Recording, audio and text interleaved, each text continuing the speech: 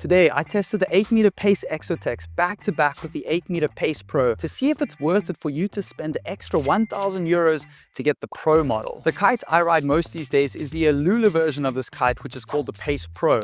It's amazing for big air and kite loops, but the Pace Pro is pricey. As a South African man of humble beginnings myself, I feel for you guys. So let's find out how good this 8-meter Pace ExoTex is. Full disclosure, I am a core team rider, so this is not an unbiased review, but I'm still going to keep it real with you.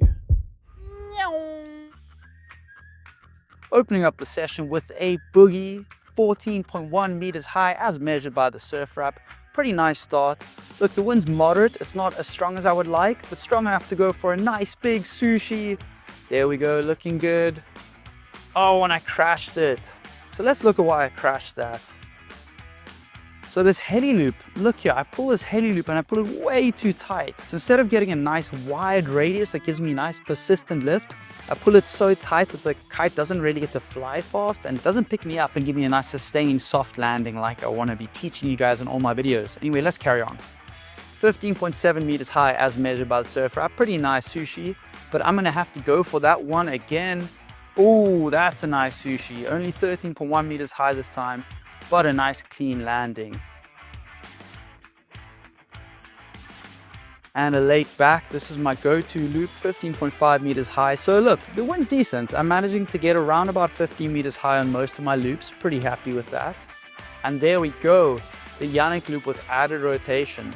Now guys, you know this kite is good because I went for the Yannick loop and I haven't done it in ages, and I landed it like this and it wasn't scary at all. This kite caught me super fast. So this 8-meter Pace ExoTex is epic. And now to get on to the 8-meter Pace Pro and see how it compares. Let me take 30 seconds to tell you about the best app in kiteboarding. With the SURFR app, you can measure your jumps with a high degree of accuracy, and all you need is a smartwatch or your phone in a waterproof pouch. Compete with your friends and the best riders in the world on the leaderboards. See who's kiting and how high they're jumping live so you never miss a session.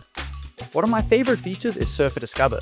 Thanks to all the crowdsourced data from 1 million sessions, SURFR Discover is the most comprehensive kite spot database in the world. With all of these amazing features, it's no surprise that 75% of my Instagram followers say they're using it. If you aren't using it, you are missing out. Get the app for free using the link in the description. Nice kicker. All right, inverted front roll, boom, pull in the boogie. Okay, 13.4 meters high, and the kite catching me super early, as one would expect from the 8-meter Pace Pro. All right, boring little sand jump over here. No offense, but that doesn't really entertain me that much in these winds. All right, back roll sushi, kite catching me super early. Again, as one would expect. But guys, I was doing all of these same tricks, including this back roll sushi loop on that 8-meter Pace ExoTex. So it's honestly feeling the same to me in these moderate winds. Inverted front roll, pretty aggressive send. Alrighty, so should you spend the extra 1,000 euros to get the Pro model of this kite? Before I give you my answer, let me give you some context. I'm 80 kgs and I was moderately powered in that wind.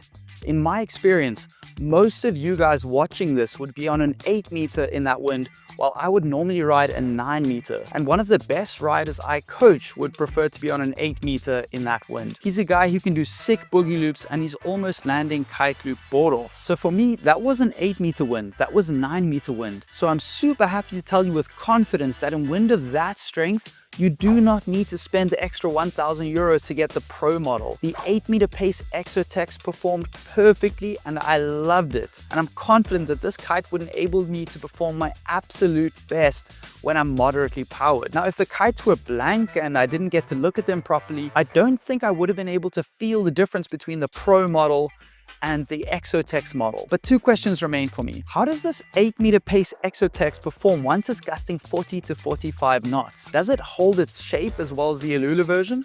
Or does it bend too much? Or maybe it's even better. And how does the 9-meter Pace ExoTex perform compared to the 9-meter Pace Pro? In my last video, I discovered that the 10-meter Pace Pro loops noticeably better than the 10-meter Pace ExoTex. Now, what will I discover in the next session when I test the 9-meter back-to-back with the 9-meter Pro? Subscribe to my channel to find out and hit me up in the comments if you got any questions or anything to say. Thank you so much to my patrons. You guys really are the best. Muchos besos and adios.